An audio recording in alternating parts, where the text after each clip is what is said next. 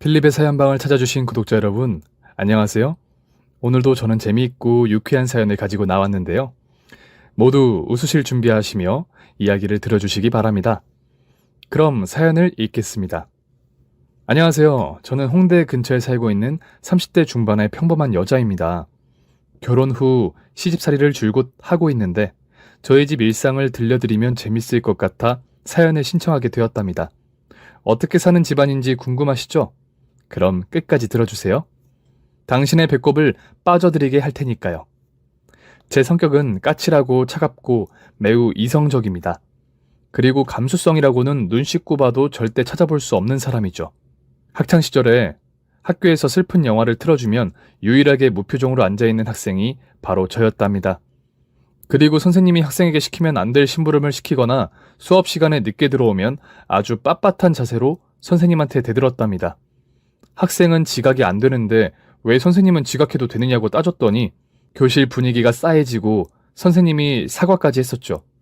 이런 저의 성격을 본 친구들은 바늘로 찔러도 피 한 방울 나오지 않을 기집애라며 군소리를 했는데 저는 되려 시시한 가짜 이야기를 보고 질질 짜는 너희들이야말로 찌질하고 불쌍하다고 맞받아 쳤답니다. 이 정도면 대충 제 성격이 어떤지 감이 잡히시나요? 대학에 나와 회사에 가서도 눈치 하나 보지 않고 할 말은 하는 직원이었어요. 물론 제 할 일은 잘 해나가면서 상사들에게 쫄지 않는 회사 생활을 했죠. 하루는 같은 부서에서 일하는 진상 꼰대 과장님과 싸운 적이 있었어요. 한번 이혼한 과장님이 재혼을 하게 되었다며 청첩장을 돌리며 직원들에게 꼭 오라는 말을 전했는데 저는 청첩장을 받지 않고 이렇게 말했습니다. 또 오라고요? 저는 못 가겠어요. 제가 결혼할 때 이 회사에 계속 다닐지도 미지수고 축의금을 제가 낸 만큼 돌려주실지도 모르는 일이니까요. 그리고 제 시간을 할애해가면서 직장 상사의 잔치에 가고 싶지 않습니다. 한 번이면 족하지 않으세요?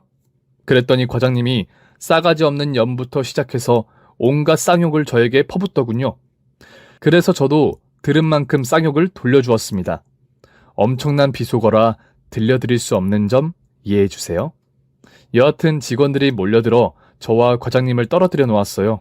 저와 비슷한 또래의 직원들은 속이 시원하다며 저에게 귓속말을 해주기도 했답니다. 그리고 저는 훌훌 털어버리고 업무에 집중하는 반면 과장님은 분을 사귀지 못해서 하루 종일 일을 하지 못하더라고요. 그러자 직원들은 제가 진정한 승리자라며 독한 인간으로 치면 대한민국 1등이라는 소리까지 들었답니다. 그리고 나서 친한 여자 동료 3명과 함께 맥주 한 잔을 하게 되었는데 동료들이 저에게 조언 한마디씩 했습니다. 윤서야, 네가 똑똑하고 잘난 건 알겠는데 넌 너무 딱딱해. 인간미가 없어 보여. 그래 맞아. 감정이 메말랐어. 사막에 있는 나무 같단 말이야. 윤서 너는 변화가 필요해. 애들 말이 다 맞아. 윤서 네가 이성적이고 계산적인 건 모두 좋은데 너무 뻣뻣해. 회사에서 좀 웃기도 하고 허점도 좀 보였으면 좋겠어. 우린 사람이지 로봇이 아니잖아. 동료들의 조언을 듣자 저에게 문제가 있다는 걸 상기했습니다. 알아. 그런데 사람이 로봇처럼 고쳐지나? 내가 변하겠다고 마음먹으면 변해지냐고. 그냥 생긴 대로 살지 뭐. 윤서야, 그러지 말고 너의 숨겨진 감상을 한번 찾아보는 게 어때? 내가 예전에 나갔던 모임이 있는데 너한테 추천해줄게.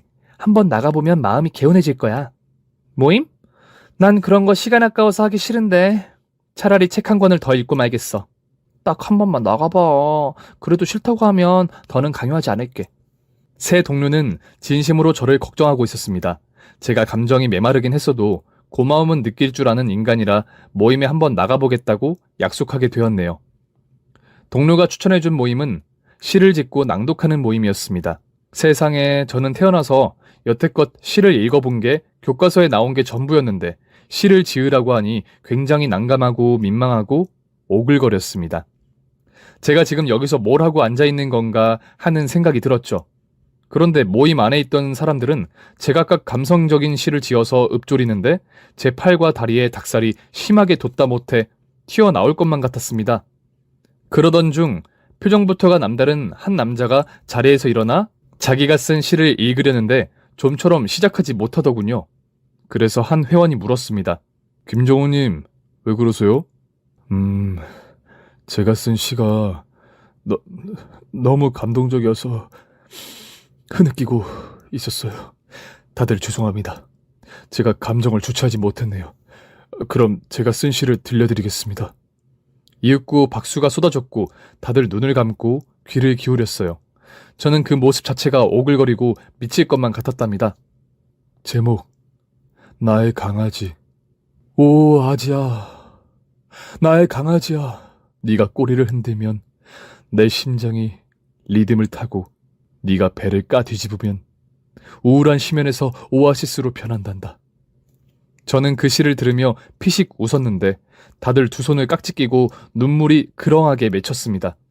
정말 가관이라는 생각밖에 들지 않는 와중에 그 남자의 유치하고 느끼한 시는 계속 이어졌어요.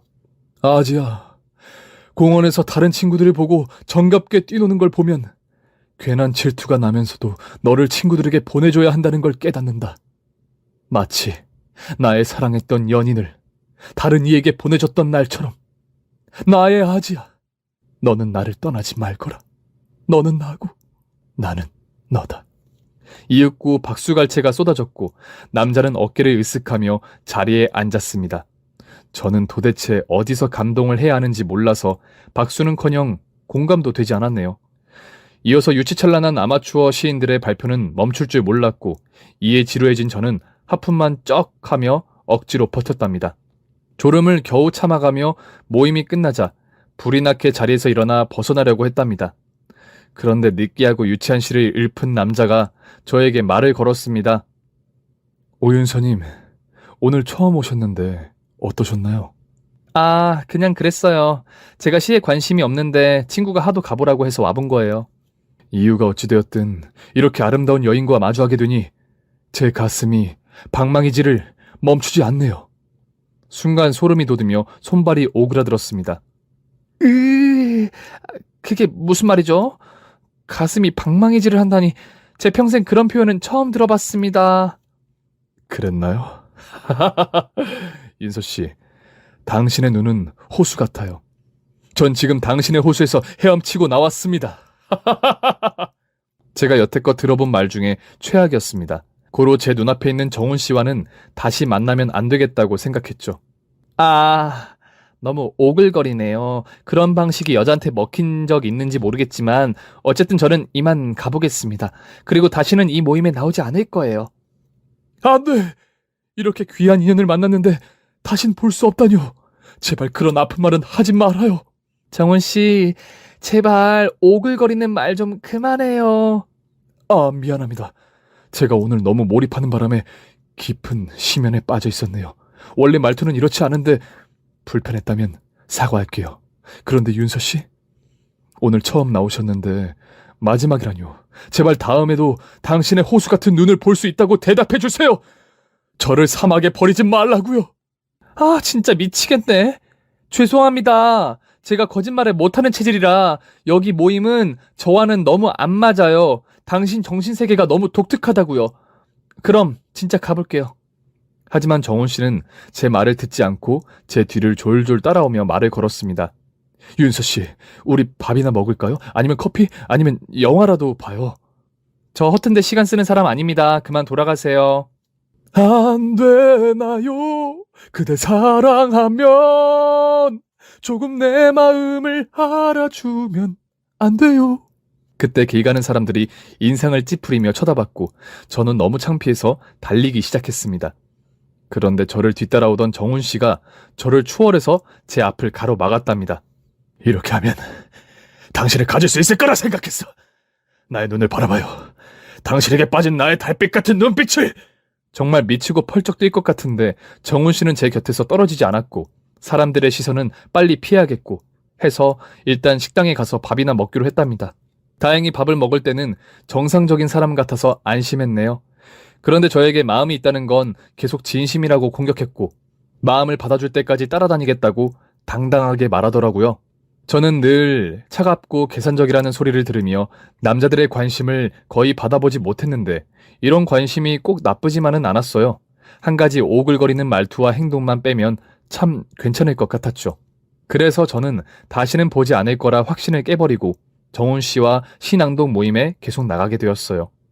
동료들의 조언처럼 제가 감정에 메말랐으니 그걸 고쳐봐야겠다는 생각도 들었으니까요. 억지로 감성적인 사람들 틈에서 버티며 저를 변화시켜 보려고 했는데 마음처럼 쉽지 않았어요.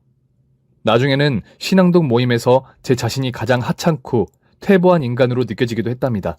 그런데도 제가 마냥 좋다는 정원 씨는 저의 있는 그대로를 좋아해 주었고 꼭 변화할 필요가 있겠느냐며 이성적인 사람과 감성적인 사람이 함께 사랑하면 재밌는 일이 많이 벌어질 거라고 말해 주었답니다. 저는 그 말에 넘어가 정원 씨와 사귀기 시작했어요. 정원 씨는 외모도 괜찮고 직장도 좋은 곳에 다녔어요. 이성적인 제가 객관적으로 보면 저에게 아까운 사람이었습니다. 다만 마음이 약하고 감성이 너무 풍부해서 크게 마음에 걸렸죠. 하루는 떨어지는 낙엽을 보고 눈물을 주르륵 흘리는 겁니다. 자기 왜 그래? 설마 낙엽 떨어지는 거 보고 우는 거야? 지난번에는 비가 오는 걸 보면서 울더니. 저기 떨어지는 낙엽을 봐. 바닥에 떨어지기 싫어서 좌우로 흔들거리며 발버둥을 치는 것 같지 않아? 우리의 인생과 닮아 있는 것 같단 말이야. 나중에 우리도 늙게 되면 저렇게 떨어지기 싫어서 발버둥 치겠지? 정원 씨, 잘 들어? 잎이 떨어지는 건 식물의 잎이 말라서 떨어지는 거야. 충분한 물 공급을 받지 못해서 그런 거라고. 나도 알아. 하지만 내가 생각하고 싶은 대로 할래. 낙엽은 우리의 인생을 미리 보여주려고 떨어지는 거야. 윤서야, 우리 저 낙엽처럼 떨어지지 않게 평생 서로를 붙잡아주면서 살자. 결혼하자는 뜻이야. 뭐라고? 지금 프로포즈를 하는 거야? 정원 씨, 우리 사귄 지 일주일 됐어. 정신 차려. 결혼이 무슨 애들 소꿉장난이냐? 나에겐 너와의 일주일은 수십 년과 같아. 너에게 빠진 이후로 나의 시간은 멈춰버렸거든. 그런 오글거리는 소리 좀 하지 말랬지. 아우, 이 닭살 보여? 아유, 이 음유시인하고 사귀다가 내가 닭이 될 것 같다. 꼬꾸대! 그렇게 서로 맞지 않는 부분이 있었지만 나름 어울리는 한 쌍으로 잘 지냈고 사랑의 크기도 날이 갈수록 커졌습니다. 사귄 지 2달이 지나자 정원 씨의 몽상적이고도 감성적인 표현들에 적응이 되어 뭐라고 말하든 그러려니 하고 웃고 넘어갔어요. 자기야, 내 친구들이 자기 얼굴 보고 싶다는데 같이 만나지 않을래? 나도 호수처럼 아름다운 자기의 눈을 여러 세계 보여주고 싶어. 자기 친구들? 그러지 뭐. 커플들 모임이니까 부담 가지지 않아도 돼. 그래서 저희는 다음날 저녁에 호프집에 들어가 정원 씨의 친구들과 연인들을 만나게 되었답니다. 다들 잘 어울리는 한쌍들이었고 재밌는 분위기 속에서 수다를 멈출 줄 모르더군요. 저는 이런 분위기에 어울리는 걸 그닥 좋아하지 않아서 말을 아껴가며 맥주만 홀짝거렸습니다. 몇 시간이 지나서야 자리가 끝나게 되었는데 다들 계산 이야기는 하지 않고 성급히 나가더라고요. 그리고 정원 씨가 미소를 지으며 주머니에서 카드를 꺼내 계산을 하려는 겁니다. 잠깐! 지금 뭐 하는 거야? 자기가 술값을 전부 내려고? 이게 다 얼마인데? 에이, 뭐 어때? 기분 좋게 마셨으면 됐잖아. 가만히 있어봐. 카드 긁었다간 가만 안 둬? 저는 호프집 문을 열고 나가 담배를 피우고 수다를 떨고 있던 일행들에게 외쳤습니다. 그냥들 나가시면 어떡해요? 술값 24만 원 나왔으니까 커플당 6만 원씩 내세요. 네? 정훈이가 계산 안 했어요? 이봐요. 왜 정훈 씨가 술값을 다 내야 하죠? 그거 여태껏 그래왔거든요. 정훈이는 우리 중에서 회사도 제일 좋은 데 갔고 집안에 돈도 많아서 그래왔어요. 나 참 어이가 없어서. 이봐요. 꼴랑 6만 원이 없어서 추잡스럽게 친구가 부자라는 핑계를 대며 공짜 술을 처먹어요? 당장 돈 내고 가세요. 빨리 내놓으란 말이에요. 저의 으름장에 남자들은 각자 주머니에서 돈을 꺼내어 저에게 주었습니다. 또 이딴 식으로 내 남친 등쳐먹으려고 했다간 내가 가만 안 둘 겁니다. 알아들어요? 일행들은 다들 한마디도 못하고 하늘만 올려다보았어요. 여하튼 정의 실현을 한 저는 호프집으로 들어가 정원 씨에게 돈을 건네주었고 카드로 계산을 하고 나왔답니다. 제가 다시는 남 좋은 일만 시켜주지 말라고 신신당부했답니다. 그런데 정원 씨는 그날 이후에도 친구나 후배들을 만나면 자신의 지갑을 열었어요. 저에겐 더치페이를 하고 왔다고 말했지만 표정을 보니 거짓말을 하는 게 딱 표시가 나더라고요. 그래서 전 안 되겠다 싶어서 매주 가계부를 써서 검사받으라고 시켰습니다. 정훈 씨는 순종적으로 제가 하는 말을 다 들어주었고 자신의 문제점이 무엇인지 알고 있어 저를 통해서 고치려고 노력했어요. 이에 저희 커플은 더 가까워졌고 서로의 집에 초대를 했답니다. 남자친구와 사귄 지 2달이 지나서야 그의 집에 처음 들어갔는데 저는 놀라서 뒤로 나자빠질 뻔했습니다.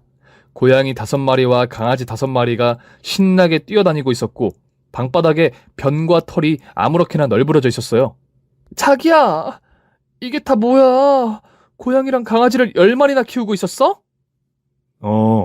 미리 말하면 자기가 오기 싫어할까봐 말하지 않았어. 얘네들 다 버림받은 애들이야. 누군가 걷어줘야 할 것 같아서 내가 다 데려왔지. 아무리 그래도 10마리는 심하잖아. 유기견 보호센터에 보내도 되잖아. 요즘 시스템이 얼마나 잘 되어 있는데 이런 식으로 동물을 키워. 게다가 여긴 오피스텔이잖아. 다른 이웃들에게 피해를 주고 있다고.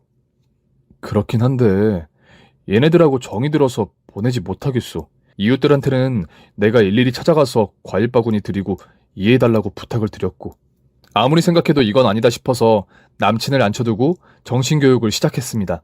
아무리 정이 넘치고 착한 성격이어도 이렇게까지 미련하게 살게 두면 안 된다고 차근차근 설득했죠. 그러자 정훈 씨는 제 말이 옳다며 제가 하라는 대로 하겠다고 결론을 내렸어요. 결국 유기견들과 유기묘들은 동물보호센터로 데려갔고 강아지 1마리만 키우기로 했답니다. 그렇게 잘 지내고 있는데 이번에는 서로의 부모님께 인사를 드리자는 제안을 했습니다. 저는 결혼을 하는 것도 아닌데 굳이 만나야 하느냐며 볼멘 소리를 했는데 정훈 씨가 자기 엄마에게 제 자랑을 하도 많이 해서 예비 시어머니가 저를 꼭 보자고 했다네요. 원래 제 성격 같으면 칼같이 거절하고 말았을 텐데 사랑에 빠진 저는 이를 거절하지 못했답니다. 그래서 며칠 뒤 예비 시댁을 찾아갔어요. 정훈 씨에게 어떤 분인지 들은 바가 없어서 아무것도 모른 채 들어갔답니다. 이윽고 거실에 앉아있는 시어머니를 보게 되었는데 너무 놀라서 입을 틀어막고 말았어요. 어머님은 핑크색 드레스를 입고 있었고 화장은 갸루상이 뺨칠 정도로 짙게 하셨답니다. 그리고 집안에서 양산을 쓰고 계셨어요. 왜 양산을 쓰고 계셨는지는 아직도 불가사의네요. 그렇게 어머님의 모습을 보자마자 본능적으로 뒷걸음질을 치고 있는데 정훈 씨의 표정을 보니 하나도 놀라지 않은 것 같았습니다. 그 말인 즉슨 어머님이 이런 모습으로 있는 게 한두 번이 아니라는 뜻이었죠. 이윽고 예비 시어머니가 양산을 내려놓으며 말씀하셨습니다. 왔니? 잠깐만 여기 중요한 대목이 있는데 같이 들어봐라. 꽃이 피면 내 마음의 파도가 들썩이네. 그 꽃을 내 바다 한가운데 고이 모셨네. 캬! 어떠니? 엄마가 오늘 쓴 시의 한 구절이야. 이 한 줄을 쓰려고 나의 눈물을 1리터를 쏟은 것 같구나. 엄마, 너무 감동적이야. 역시 난 엄마를 따라가려면 멀었어. 이 시를 적으며 엄마의 마음속에 있는 바다는 외롭지 않겠어. 꽃이 생겼으니까 말이야. 너도 열심히 노력해봐. 그러면 엄마 뒤를 따르는 시인이 될 수 있을 거야. 두 모자에 오글거리다 못해 징그러운 대화가 몇 번 오가고 나서야 어머님이 저에게 시선을 두셨습니다. 어머, 이 아가씨가 윤서씨? 너무 곱다.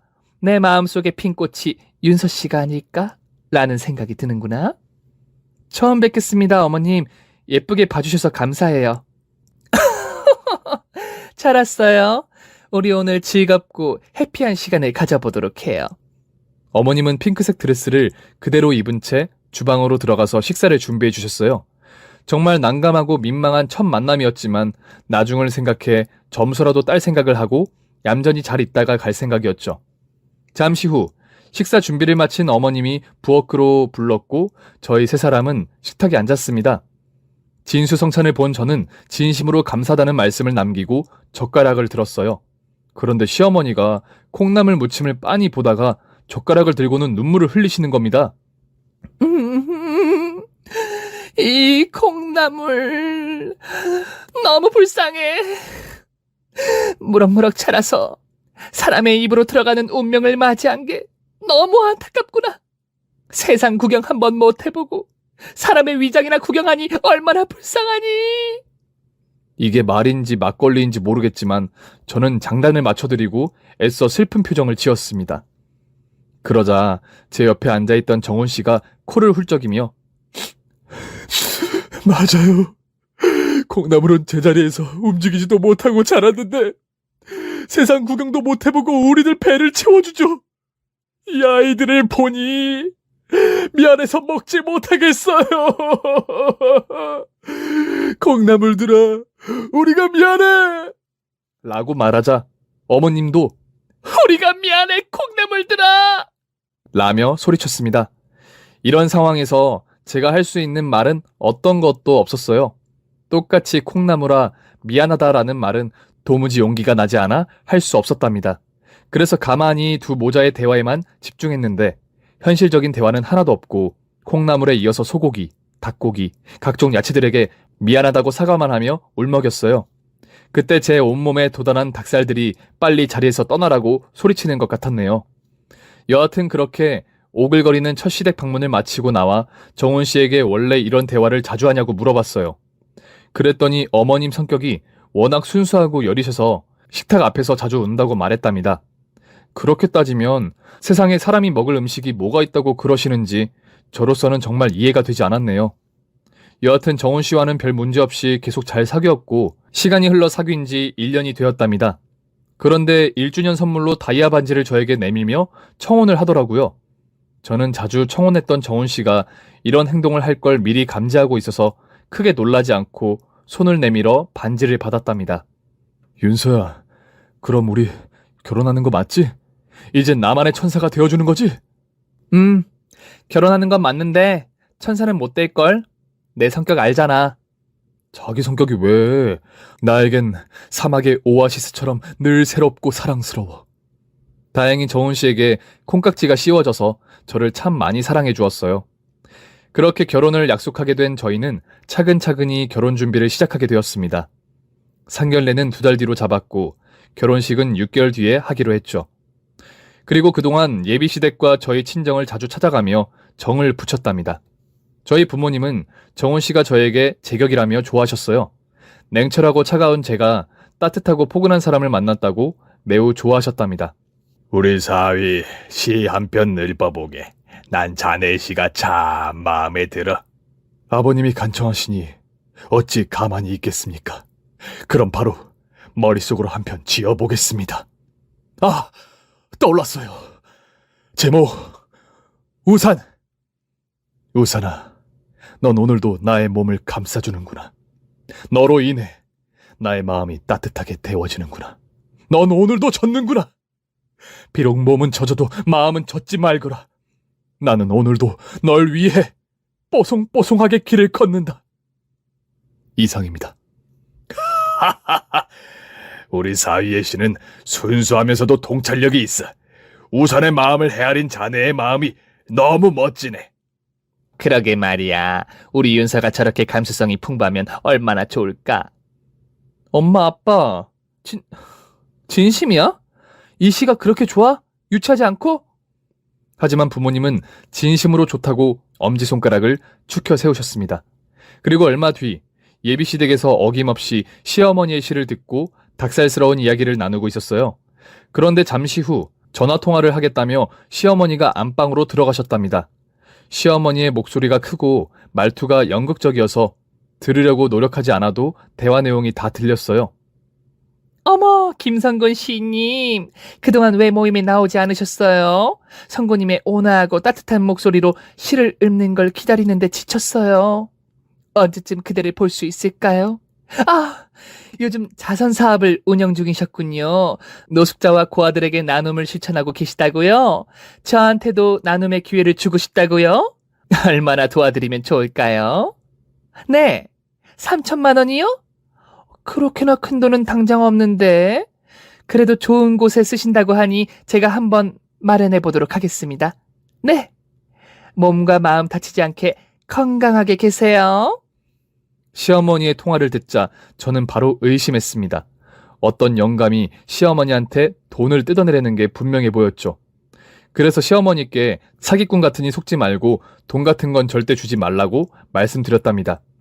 하지만 사기꾼을 뼛속까지 믿고 있는 시어머니는 절대 그런 사람이 아니라고 감싸주었어요. 이래선 안 되겠다 싶은 저는 시어머니가 안 보이는 사이에 핸드폰을 몰래 열어서 김성곤이라는 사람의 연락처를 따냈습니다. 그리고 친구 중에 경찰을 하다가 탐정으로 진로를 변경한 친구를 찾아갔답니다.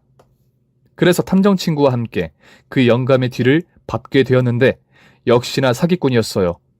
시인이라고 말했던 영감은 캬바레와 나이트를 다니며 여자를 꼬시는 제비였답니다. 사기치는 영역이 얼마나 넓던지 시어머니의 모임인 시사모아 봉사활동 단체까지 다니며 뜯어먹을 수 있는 여자들을 죄다 꼬시고 다니더라고요. 생긴 건 꼭 족제비같이 생겼는데 왜 여자들이 속아 넘어가는지 의문이 들었답니다. 저는 증거 사진을 수십 장 찍어서 시어머니를 찾아가 보여드렸더니 시어머니는 그놈이 사기꾼이라는 걸 끝까지 믿지 않으셨습니다. 윤주야, 캬바레 좀 갔다고 모두 사기꾼이니? 머리를 식힐 겸 해서 놀러 간 걸 수도 있잖아. 우리 성곤 시인님을 함부로 말하지 말거라. 어머님, 여기 사진을 보세요. 돈다발을 받는 사기꾼을요. 여자들을 구워 삶아서 돈을 뜯어낸 거라고요. 그거야. 자선사업 한다니까 후원을 한 거겠지. 윤주야, 사람을 그렇게 못 믿으면 못 써? 네가 냉정한 줄은 알았지만 이 정도일 거라고는 생각도 못했다. 실망이야. 시어머니는 그렇게 말이 통하지 않았습니다. 이건 순진한 게 아니라 어리석은 것과 같았습니다. 그래서 저는 시어머니가 현금을 찾아서 사기꾼을 만나러 가는 길을 미행했답니다. 탐정인 친구에게 미리 연락을 해두었죠. 이윽고 약속 장소에서 만난 시모와 사기꾼은 시를 주고받으며 읊어대다가 이내 3천만 원이 든 돈봉투를 꺼내서 사기꾼에게 건네주더라고요. 그 순간 제 친구 탐정이 미리 섭외해둔 형사들을 대동해서 나타나 사기꾼을 잡았습니다. 김성곤, 당신을 사기 혐의로 영장 없이 긴급 체포합니다. 여자들 등쳐먹고 사는 이 사기꾼놈아. 뭐야? 난 사기친 적 없어. 인연이 알아서 돈을 준 거라고. 말해봐, 이 늙은 호박 같은 년아. 어머, 성곤 시인님, 어떻게 그런 험한 말을... 제 가슴이 놀랐다고요. 닥쳐 이년아! 네가 날 신고한 거지. 내가 이대로 가만히 있을 것 같아? 너 나중에 두고 봐. 꼭 복수해 줄 테니까. 그래서 저는 사기꾼의 성큼성큼 걸어가 주먹으로 턱조가리를 날려주었습니다. 복수 같은 소리 하네. 우리 어머님 앞에는 내가 항상 보호막으로 막고 있을 테니 나부터 넘어서야 할 거야. 이 재래식 화장실 똥 밑에 깔아 뭉갤 놈아. 넌 또 뭐야? 네가 내 사업에 회방을 놓은 거냐? 이 망할 년 가만두지 않겠세. 그러자 형사들이 사기꾼의 뒤통수를 후려갈기며 입을 닥치게 했습니다. 어머 윤서야, 네가 여길 어떻게... 어머님이 하도 안 믿으셔서 제가 직접 눈으로 보여드리려고 왔습니다. 이제 아셨죠? 이 자식은 시인도 아니고 자선사업가도 아니에요. 돈에 눈이 먼 사기꾼이라고요. 이제 알겠다 윤서야. 너 아니었으면 나 큰 돈을 빼앗길 뻔했어. 역시 넌 나의 마음속 바다의 핀 꽃이었어. 우린 운명적인 사이라고. 사랑한다 아가야. 시어머니는 그 상황에서도 허무맹랑한 말씀을 하시며 저를 꼭 안아주셨습니다. 저는 이런 상황이 적응되었는지 저를 안아준 시어머니의 등을 토닥이며 어머님, 제가 그 꽃이에요. 그러니 그 꽃만 바라보시며 사세요. 아시겠죠? 라고 대답해 주었답니다. 그렇게 사건 하나를 해결하자 시어머니는 저에게 전보다 많은 애정을 쏟아주셨어요. 더 나아가 결혼하면 당신과 함께 살면 안 되냐고 부탁까지 하셨답니다. 살림 같은 건 시어머니가 모두 할 테니 옆에만 있어주면 좋겠다며 유혹하시더라고요. 저는 어떻게 할지 생각해 보겠다고 말씀드리고 남아있는 기간 동안 깊이 생각해 봤습니다.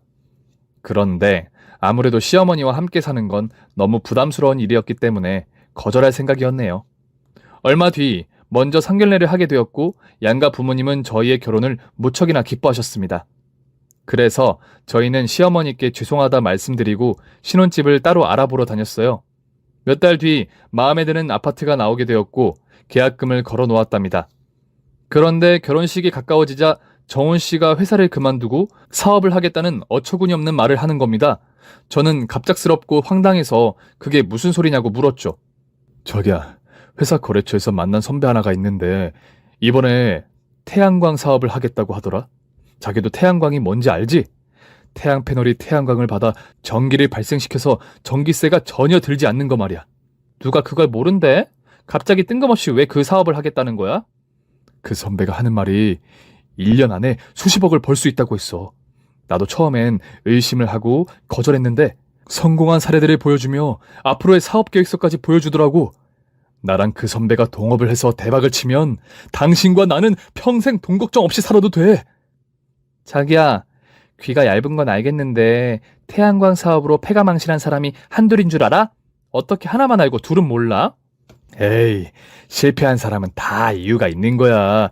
내가 동업하려는 이 선배는 진짜 똑똑하고 능력 있어. 그러니까 나 퇴직금으로 사업을 하면 안 될까? 우리 결혼식이 일주일 앞으로 다가왔는데 터무니없는 소리 할래? 그리고 우리 신혼집 대출금 갚아가려면 안정적인 직장을 다녀야 한다고. 하지만 남편은 제 말을 듣지 않고 그 선배라는 작자에게 제대로 낚여서 사업하겠다고 노래를 불렀답니다. 이에 저는 안 되겠다 싶어서 그 선배라는 놈의 신상을 털어서 탐정 친구를 다시 불렀어요. 사기꾼인지 아닌지는 모르지만 뒷조사를 해서 제 예비 남편에게 떨궈낼 작전이었답니다. 탐정 친구와 같이 그 선배를 추적했는데 제 남편 말고도 많은 사람들을 만나서 태양광 사업에 동참시키려고 하더군요. 분명 남편은 선배와 둘이서 하는 사업이라고 했는데 말이죠. 역시나 이상하다 싶어서 계속 추적했더니 덜미를 잡아냈습니다. 나 이번 달에 서울 뜬다. 왜긴 왜야. 태양광 사업 투자금 다 뽑아먹고 튀는 거지. 그렇다니까. 세상에 순진한 새끼들이 얼마나 많은데 다들 내가 입만 털면 좋아 죽는다고. 여하튼 다음 달에 잠수 탈 때 네가 좀 도와줘라. 노숙자 신분이랑 대포 통장 좀 구해줘. 나중에 아버지랑 베트남 가서 오토바이 사업이나 해야지. 저는 옳거니 하고 증거 영상을 찍었고 시댁에 찾아가 남편에게 보여주었습니다. 그러자 시어머니는 제 편을 들며 어머, 이번에도 우리 세기가 구해줬네. 정말이지 우리 집안의 보배라니까. 하고 저를 추켜 세우셨습니다. 남편도 이에 수긍하며 어리석고 천치 같은 자신이 싫다고 눈물을 글썽였네요. 그래서 그이는 바로 선배라는 인간과 연락을 끊어버렸고 탐정 친구는 자료를 모아 경찰에게 넘겼습니다. 다음 날 결혼식을 이틀 앞두고 시어머니와 남편까지 해서 백화점에 쇼핑을 나갔습니다. 제 덕에 사기를 당하지 않았으니 옷과 가방을 선물해준다는 시어머니의 뜻이었죠. 그래서 저는 마음에 드는 옷과 가방 그리고 구두까지 선물을 받게 되었답니다. 저희 세 사람은 자리를 옮겨 식당으로 갔어요. 허기진 배를 달래려고 메뉴판을 보는데 갈치조림이 입맛을 당기게 했어요. 시어머니와 남편도 좋다고 해서 바로 주문을 하고 기다리는데 맞은편 테이블에 낯익은 얼굴이 2명이나 보였습니다. 하나는 남편에게 태양광 사업으로 사기치려고 했던 놈이었고 다른 하나는 시어머니께 자선사업에 후원금을 받아 사기치려 했던 사기꾼이었습니다. 생각해보니 시어머니께 사기친 놈이 징역 6개월을 살고 나온 시기가 된 것 같더라고요. 여하튼 왜 두 사람이 같이 앉아있는지는 모르겠지만 당장 탐정 친구에게 제 위치를 알리고 자리에서 일어났습니다. 아이 사기꾼들! 둘이서 밥을 처먹네? 끼리끼리 논다더니 둘이 공범이라도 되는 거야? 인연! 내가 너 때문에 깜빵에서 6개월이나 썩었어. 잘 만났다. 오늘이 네 제삿날이다. 아버지, 인연이 아버지를 감옥에 가게 만든 년이에요? 어쩐지 생긴 거부터가 겁나 세게 생겼더라. 얼씨구, 둘이 부자지간이었어? 애비는 우리 시어머니를, 아들 새끼는 내 남편에게 사기를 치려 했겠다. 아주 잘 만났다. 이 씹어먹어도 시원치 않은 놈들아. 그러자 자리에 앉아있던 시어머니와 남편이 소스라치게 놀라 저에게 다가왔고 원수는 외나무 다리에서 만난다는 소리를 하며 사기꾼들에게 손가락질을 했습니다. 애비 사기꾼이 자리에서 일어나 저에게 뺨을 갈기려고 손을 들었는데 저는 손쉽게 피하고 사기꾼이 먹고 비운 뚝배기를 들고 면상을 날려버렸습니다. 또 아들 사기꾼이 흥분해서 날뛰며 덤비자 저는 주방으로 뒷걸음질을 하며 피했고 아직 토막내지 않은 은갈치를 잡아 싸다기를 날렸습니다. 길쭉한 갈치가 짝 소리를 내며 아들 사기꾼의 면상을 칭칭 휘감았고 충격에 쓰러진 놈을 사정없이 두들겨 팼습니다. 그런데 그때 시어머니와 남편의 목소리가 들려왔어요. 이겨라! 이겨라! 우리 윤서 잘한다. 우리 보배! 우리 천사! 그리고 우리의 천사 오윤서! 역시나 오글거리는 멘트로 응원하고 있더군요. 저는 마저 사기꾼 둘을 흠씬 두들겨 패고 탐정 친구와 경찰들이 들이닥치자 행동을 멈추었답니다. 애비 사기꾼은 이미 감옥에 살다 와서 체포되진 않았지만 아들 사기꾼은 바로 현행범으로 질질 끌려갔어요. 저에게 뭐라 씨부리는데 탐정 친구가 주둥이를 때리자 입을 다물고 경찰차를 타고 유유히 떠났습니다. 모든 게 해결되자 시어머니와 남편은 두 손을 깍지 끼고 반짝이는 눈으로 저를 바라보았어요. 나의 천사이자 전사여. 나와 결혼해 주어 진심으로 고마워. 나의 며느리이자 구세주여. 나의 며느리가 되어 같이 살아주면 좋겠어. 저는 손사래를 치며 그만하라고 일렀고 이제 막 나온 식사를 시작하자고 했답니다. 남편은 침을 질질 흘리며 저를 사랑스럽게 봐주었는데 정말 바보 온달이 따로 없었답니다. 제가 너무 멋있어서 또다시 반했다고 하면서 말이죠. 그리고 시어머니는 저에게 며느리가 아닌 딸이 되어달라며 당신과 같이 조금이라도 살아주면 안 되냐고 제 손을 잡고 간절하게 부탁했답니다. 저는 생각을 깊이 해보니 두 사람이 순진하고 순박하니 제가 좀 현실적으로 바꿔줘야 할 필요가 있다고 느껴서 시집살이를 하겠다고 선언했습니다. 그래서 신혼집 계약금은 돌려받지 못했고 시어머니가 저희에게 돌려주셨어요. 어머님은 그 정도 돈은 저와 비교도 안 된다면서 행복해 하셨답니다. 그렇게 멋지고 성대한 결혼식을 올린 저는 시댁으로 들어가 지내게 되었어요. 딱 1년만 살겠다고 말씀드렸죠.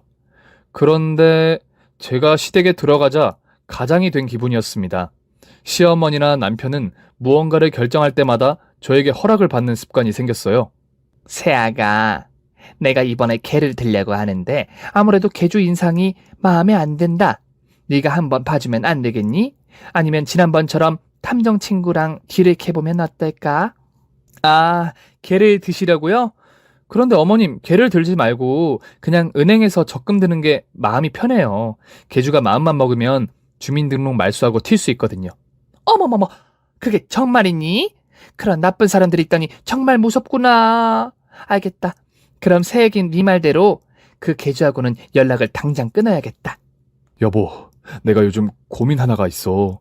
회사 선배가 프로젝트를 나한테 다 떠넘기고 자기는 놀고만 있거든? 이걸 부장님한테 일러서 바로잡는 게 좋을까? 아니면 모른 척하고 넘어가야 할까? 뭐야? 아직도 그런 새끼가 있어? 프로젝트 시작한 지 얼마나 됐는데? 어제부터 시작했어. 그런데 오늘 나 혼자 일만 하고 있었다니까. 이런 경우는 어떻게 해야지? 부장한테 알릴 거 없어. 내가 나설 테니까 내일 출근할 때 나랑 같이 가. 이튿날 저는 남편을 따라 회사에 들어갔고 선배라는 놈 앞에 서게 되었습니다. 그리고 제가 가장 잘하는 따지기를 시작했습니다. 이봐요, 박 과장님. 듣자 하니 함께하는 프로젝트인데 제 남편에게 일을 다 맡기셨다면서요? 그리고 박 과장님은 자기 할 일 하면서 띵가띵가 시간 보내다 퇴근하시죠? 당신 뭡니까? 여기가 애들 놀이터인 줄 알아요? 남편 회사 찾아와서 상사한테 헛소리하는 게 상식적으로 납득이 됩니까? 납득이 안 되니까 찾아왔죠. 제 남편이 착하고 순박하니까 실컷 부려먹고 공을 가로채실 모양인데 저는 그 꼴을 죽어도 못 보겠습니다. 만약 오늘도 제 남편에게 똑같은 말을 듣게 되면 회사 게시판에 올리고 노동청에 신고하겠습니다. 그걸로도 안 되면 유명한 인터넷 사이트에 박 과장님 이야기를 올리겠어요. 그러니까 제 남편만 부려먹지 말고 과장님 할 일은 직접 하세요. 그러자 회사 직원들이 몰려들었고 수근수근하기 시작했어요. 이에 부끄러운 걸 알았는지 박 과장은 저에게 알겠다고 약속하며 제발 나가달라고 사정을 하더군요. 그래서 저는 남편에게 여보, 또 누가 괴롭히거나 말도 안 되는 업무를 시키면 나한테 전화해. 달려와서 아작을 내줄 테니까. 고마워 여봉. 그럼 이따가 집에 가서 봐. 그렇게 남편의 직장까지 쫓아다니며 학부모 역할을 했답니다. 그런데 시간이 갈수록 시어머니와 남편은 저에게 허락받는 게 재밌었는지 별걸 다 물어봤어요. 시어머니는 나 좋다는 남자가 둘이나 있는데 네가 골라줘라. 오늘 옷을 뭐 입어야 좋을지 골라줘라. 데이트 중인데 시를 낭독하면 안 되겠냐 등등 귀찮도록 많은 걸 물어주셨고 남편은 회사 생활하면서 부당하다 싶으면 바로 저에게 일러 바쳐서 회사로 쳐들어가게 만들었답니다. 그래서 두 모자는 더 이상 만만한 상대가 아닌 강적이 되었죠. 시집에서 산 지 거의 1년이 다 되어가는데 시어머니가 저를 잡고 놔주지 않으시려고 해요. 그래서 전 1년 더 살기로 연장하겠다고 말씀드렸답니다. 언제까지 이렇게 지낼지 모르겠지만 나름 재밌고 즐거워요. 이제 결혼한 지 1년 된 새댁의 이야기는 여기서 마무리해야겠네요. 제 사연이 참 웃기고도 황당하시죠? 그런 인생을 살고 있는 저를 한번 생각해 주시고 응원의 댓글을 부탁드립니다. 오늘의 사연 주인공도 참 특이한 인생을 살고 계시네요. 사연이 재밌으셨다면 구독과 좋아요를 꼭 눌러주시길 바랍니다. 그럼 저 필립은 내일도 변함없이 여러분 앞에 놀랍도록 재밌는 사연을 가지고 돌아오겠습니다. 모두 행복한 하루 보내세요.